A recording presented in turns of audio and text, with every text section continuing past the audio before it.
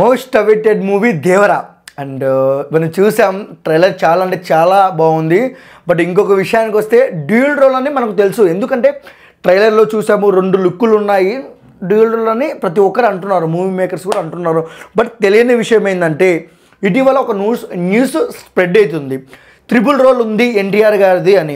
మనం ట్రైలర్లో కూడా అబ్జర్వ్ చేసినట్టయితే అంటే ఎన్టీఆర్ గారు 2 లుక్కులు క్లారిటీగా చూపించారు. కానీ 3వ లుక్ నాకు అనిపిస్తుంది ఆ సముద్రంలో ముసుగు వేసుకొని మంటల మధ్యలో సముద్రంలో ఒక లుక్ అయితే ఉంది, ముసుగు వేసుకొని ఇలా కత్తులో పట్టుకొని.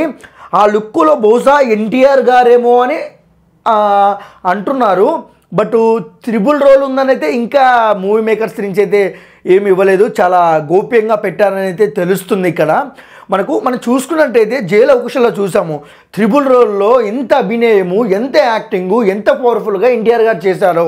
అదే దేవరా అనే చిత్రంలో పొరపాటున కానీ ఆ ముసుగు వేషంలో ఉన్నది ఎన్టీఆర్ఏ అయితే సీరియస్లీ చెప్తున్నా ర్యాంప్ ఆడిస్తాడు ఇంకా. ఎందుకంటే ఎన్టీఆర్ గారు ఎప్పటి నుంచో చెప్తున్నారు అండర్ వాటర్ సీక్వెన్స్ ఒక రేంజ్లో ఉంటుంది, దేవరా అనే చిత్రము కాలర్ ఎగిరేసుకునేలా ఉంటుంది అని చెప్పారు. అండ్ మళ్ళీ ఈ న్యూస్ రావడంతో త్రిబుల్ రోల్ అని ఇంకొక హైప్ పెరిగిపోతుంది సినిమాకు, బ్యాక్ టు బ్యాక్ అని.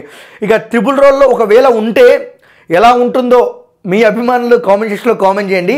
మీరు ఎన్టీఆర్ ఫ్యాన్ అయితే కామెంట్ సెక్షన్లో జై ఎన్టీఆర్ అని కామెంట్ చేయండి.